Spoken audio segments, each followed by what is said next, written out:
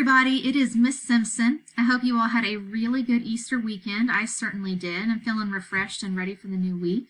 As we get started on today's class, I just want to take a time to start us with a devotion from 5 Minutes with Jesus. I really think it's important as we begin the week to make sure our mind is in the right place. So let me go ahead and read you the one I picked out. It's called, yes, Our Risen Hope. So here's what it says. It starts with two women speaking. "If this is one of God's games, I don't want to play anymore," she said. "You think God plays games with us?" I asked. "I fought long and hard to survive breast cancer. I trusted God all the way through, and now it's back, and I'm done." I bumped into her at one of my favorite coffee spots. She introduced herself as someone who'd heard me speak a couple of years previously, and she asked if I had time for coffee. We talked for a long time that day. I asked if I could pray for her before she left, and she politely declined. What would be the point? I watched as she slipped out the door and stepped into the rain. I prayed for her anyway. I prayed for her to find hope. It's a terrible thing to lose hope. Some of us are there right now. Some of us have broken bodies, some broken hearts, and other of us never imagined we'd be in a place like this, doubting, struggling, wondering why God seems to have stopped listening to us and stopped loving us. I've been reading through Matthew's Gospel, and this morning I came to this, and this is from Matthew 27. It says, "When Judas, who had betrayed Jesus, saw that Jesus was condemned, he was seized with remorse and returned the 30 pieces of silver to the chief priests and elders. 'I have sinned,' he said, 'for I have betrayed innocent blood.' 'What is that to us?' they replied. 'That's your responsibility.' So Judas threw the money into the temple and left. Then he went away and hanged himself. Oh, Judas, if only you could have waited for 3 more days. Yes, you would have been in agony on Friday, but on Sunday morning you would have seen hope rise from the dead. I don't know what you face right now, friend, but I do know that while we may lose a few battles on this earth, we will, because of Jesus, win the war. So don't despair." And the verse, which I really like, is Hebrews 10:23, and it says, "Let us hold tightly without wavering to the hope we affirm, for God can be trusted to keep his promises."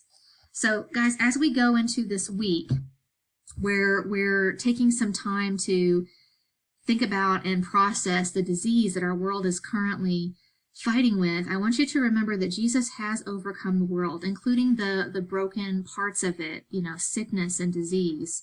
And there is great power in the hope that he has overcome. So let's go forward with trust and good spirits as we enjoy one of God's greatest gifts to us, the ability to learn. So first things first, I want to talk about the agenda for this week. So one of the most powerful tools you have in your toolbox for being a successful student at home is keeping an agenda. And today I have a little project for you. Here's what you are going to need. This is a weekly agenda page that I have made for you.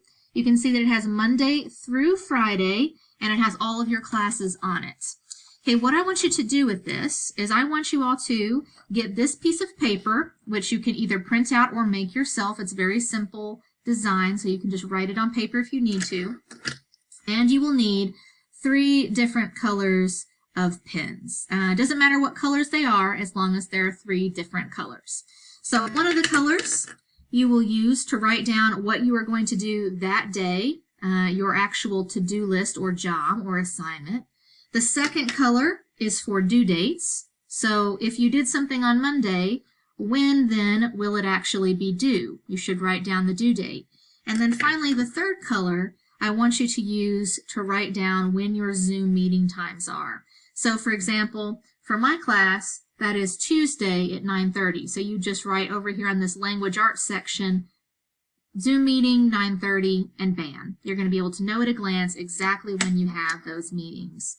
So why do this? I want you to do this because this is going to make your life and your family's life much easier right now.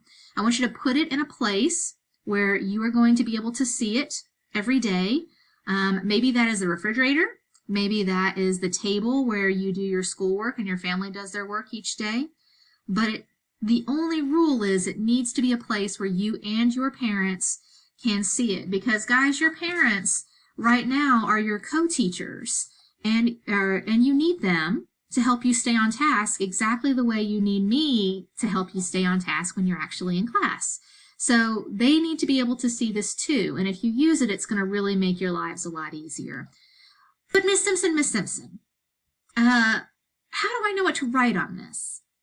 That's a great question. So I've actually provided a digital copy of this week's work. I'm going to show it to you right now. Here it is. And you can see I've used 3 colors on this to make it easier for you. You have the blue, which is kind of what you're doing each day. Complete a journal entry today. You can see you're going to be doing. And then down here, you can see you have 2 other things to do. You are going to watch the YouTube video. That's what you're doing right now. And you're going to be doing the COVID-19 fact sheet assignment. That's a vocabulary assignment I'm going to be introducing right now. You can see you also have 1 due date today. You have your journal entry that you're going to be doing right here is actually due before you go to sleep tonight, okay? So that is an example of what you would write on this sheet. But Miss Simpson, if it's right here in this digital page, then why do I need to rewrite it on the actual paper? Well, that's another good question. Let me show you. The reason why I want you to write it on paper is because this is not just for my class. It has space for all of your classes. Also, if you write it on paper, you can mark it off, which is a good thing to be able to do. So that's that. You might be asking yourself, well, if I do this, do I get any credits? And the answer is actually yes. If you take a picture of it in its new home where it's going to live, you will get some extra credits. And if you take a picture with your parents, with both of you in the same picture with it, I'll give you extra credit, because that's going to show to me that not only did you do it for yourself, but your parents also know about it, and they're going to be able to use it too. All right, very good. So let's go ahead and move on to today's assignment. So in addition to your journal entry, which you still need to do on Monday, Wednesday, and Friday, I am going to have you all start today on a vocabulary assignment called the COVID-19 fact sheet. This sheet has 15 vocabulary words on it, and it also has 15 questions. 1 question for each of the vocabulary words. So I'm going to ask you to do 2 things on this sheet. Number 1, find the definitions for the words, and number 2, answer the questions. And you're going to be able to find the answers to those questions online by doing a little exploring, or perhaps even by talking to somebody knowledgeable in your own family. As long as the answers are accurate, I'm okay with you finding it either way, although you're certainly going to have to look up some of these things. You're going to have until Wednesday, 2 days, to work on this fact sheet, both today and tomorrow. That way you'll be able to ask any questions of me in the Zoom meeting. And I want you to remember one other thing. So while you're doing research for your fact sheet, while you're looking for the answers, you may find a really good article. And if you do, save the URL. That way you can use it for your current event article response this week as well, which is going to be 2 birds with 1 stone. So keep that in mind as you do your research, okay? So I'm going to go ahead and show you the actual fact sheet one right now, and then we're going to do one of them together, okay? So here is the fact sheet. Up here you can see it has the instructions. It says all disciplines from science to sports have unique vocabulary that's helpful when you start learning about it. The study of outbreaks and disease is called epidemiology. Do you see the smaller word, epidemic, inside it? To help you do your research over the next few weeks, complete the following to learn more about COVID-19. And it says, step 1, write the definition of the words in common, everyday language. I do not want any highfalutin, sciencey language here. I want everyday language. And then the second step is to find the answer to the related question about COVID-19. So you can see some of the words here. We have outbreak, CDC, WHO, coronavirus, COVID-19. By the way, coronavirus and COVID-19 are not the same thing. They are related, but they are a little bit different. And if you don't know why, that's why we're doing this. Transmission, R naught, fomite, PPE, social distancing, flattening the curve, respirator, ventilator, antibodies, and frontline workers. Now, these are probably a lot of words that you all hear all the time these days, and that's kind of the point. You probably sort of understand them, but I want to make sure that you really understand them. So let's take a look at the first one together. Oops, I accidentally had the There we go. So the first one is outbreak, and it's asking for a definition. So I'm just going to pop right over here and type in define outbreak to Google. And here is what it tells me. The sudden or violent start of something unwelcome, such as war or disease. Now that's actually a pretty good definition. I sometimes might have to get more specific by typing in something like disease or maybe even COVID up here into the top.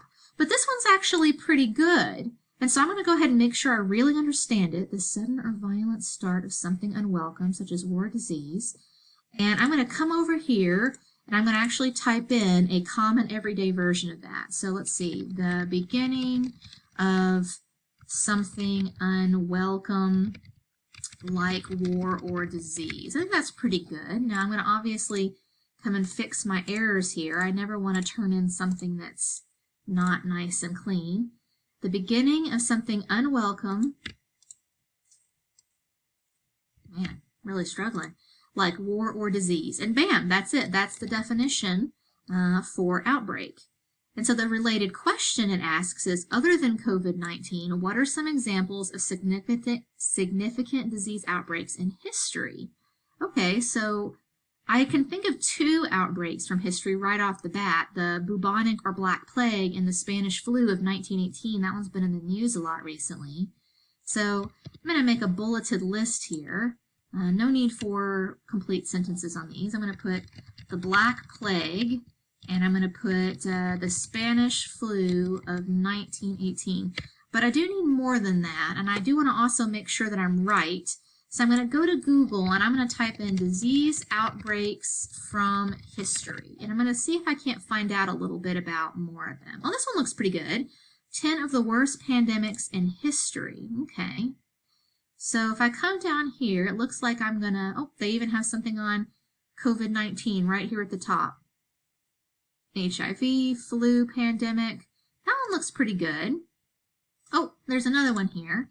I'm going to see if this one looks even better. Yeah, I like this one. It's got some pictures. It starts a little earlier in time. Now, if I wasn't doing this just as a demonstration to you all, if I hadn't actually already looked at this page before, I would probably be stopping and reading through some of these that catch my interest. But since this is just a demonstration, I'm going to go a little bit more quickly. So you can see we do have the Black Death here. That's good. I can read a little bit about it. I don't recognize that one. Oh, I do know about that. Let's see, the Great Plague of London, the Russian Plague, the Philadelphia Yellow Fever, now the flu pandemic. Here's the one, Spanish flu 1918, so I was right about that. Now, I do want to get a couple more, but I want to get them from more recent times, so I'm going to kind of scroll down here. Oh, I thought about that, the AIDS epidemic. I'm going to go ahead and put the AIDS epidemic down here. AIDS epidemic, that's a big one from my lifetime. Let's see what else we've got. Oh, the H1N1 swine flu. That one's a good one. I remember that. H1N1 swine flu. Let's see what else we have here. Oh, I didn't realize that one was a pandemic. That's interesting. Okay, oh, Ebola. I had forgotten about Ebola.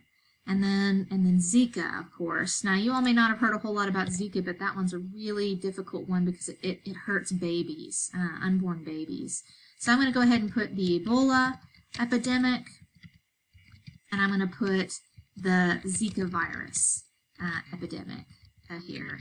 And that should be more than enough. I think that's pretty good. There's at least 3 examples there, which means that Miss Simpson will probably be happy.